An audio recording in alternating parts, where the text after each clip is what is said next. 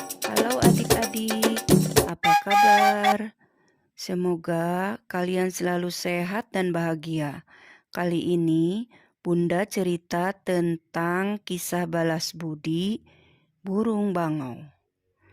Dahulu kala di suatu tempat di Jepang, hidup seorang pemuda bernama Yosaku. Kerjanya mengambil kayu bakar di gunung dan menjualnya ke kota. Uang hasil penjualannya dibelikannya makanan. Terus seperti itu setiap harinya.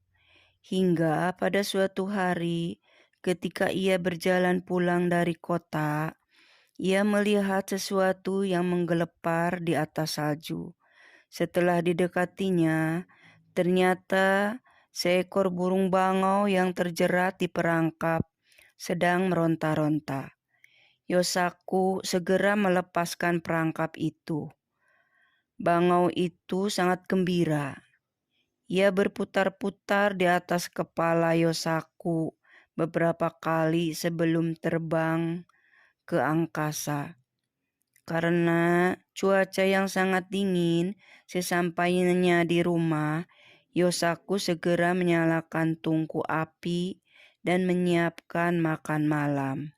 Saat itu terdengar suara ketukan pintu di luar rumah. Ketika pintu dibuka, tampak seorang gadis yang cantik sedang berdiri di depan pintu. Kepalanya dipenuhi dengan salju. "Masuklah, nona gadis pasti kedinginan. Silahkan hangatkan badanmu dekat tungku," ujar Yosaku. "Nona mau pergi kemana sebenarnya?" tanya Yosaku. "Aku bermaksud mengunjungi temanku, tetapi karena salju turun dengan lebat, aku jadi tersesat. Bolehkah aku menginap di sini malam ini?" "Boleh saja, Nona, tapi aku ini orang miskin, tak punya kasur dan makanan," kata Yosaku. "Tidak apa-apa, aku hanya ingin diperbolehkan menginap." Kemudian gadis itu merapikan kamarnya dan memasak makanan yang enak. Ketika terbangun keesokan harinya, gadis itu sudah menyiapkan nasi. Yosaku berpikir bahwa gadis itu akan segera pergi. Ia merasa kesepian. Salju terus turun dengan lebatnya. "Tinggallah di sini sampai salju reda." Setelah 5 hari berlalu, salju mereda. Gadis itu berkata kepada Yosaku, "Jadikan aku sebagai istrimu dan biarkan aku tinggal terus di rumah ini." Yosaku merasa bahagia menerima permintaan itu.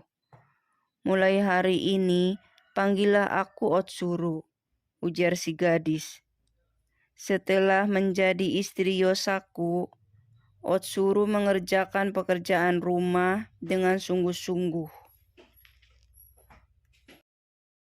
Suatu hari, Otsuru meminta suaminya Yosaku membelikannya benang karena ia ingin menenun. Otsuru mulai menenun. Ia berpesan kepada suaminya agar jangan sekali-kali mengintip ke dalam penyekat tempat Otsuru menenun. Setelah 3 hari berturut-turut menenun tanpa makan dan minum, akhirnya Otsuru keluar. Kain tenunannya sudah selesai. "Ini tenunan Aya Nishiki. Kalau dibawa ke kota pasti akan terjual dengan harga mahal." Yosaku sangat senang karena kain tenunannya dibeli orang dengan harga yang cukup mahal. Sebelum pulang, ia membeli bermacam-macam barang untuk dibawa pulang. "Berkat kamu, aku mendapatkan uang sebanyak ini. Terima kasih istriku." Tetapi sebenarnya para saudagar di kota menginginkan kain seperti itu lebih banyak lagi. Baiklah, aku akan buatkan, ujar Otsuru. Kain itu selesai pada hari keempat setelah Otsuru menenun. Tetapi tampak Otsuru tidak sehat dan tubuhnya menjadi kurus. Otsuru meminta suaminya untuk tidak memintanya menenun lagi. Di kota, sang saudagar meminta dibuatkan kain satu lagi untuk kimono Tuan Putri. Jika tidak, maka Yosaku akan dipenggal lehernya. Hal itu diceritakan Yosaku pada istrinya. Baiklah, akan kubuatkan lagi, tetapi hanya satu helai ya, kata Otsuru. Karena cemas dengan kondisi istrinya yang makin lemah dan kurus setiap habis menenun, Yosaku berkeinginan melihat ke dalam ruangan tenun.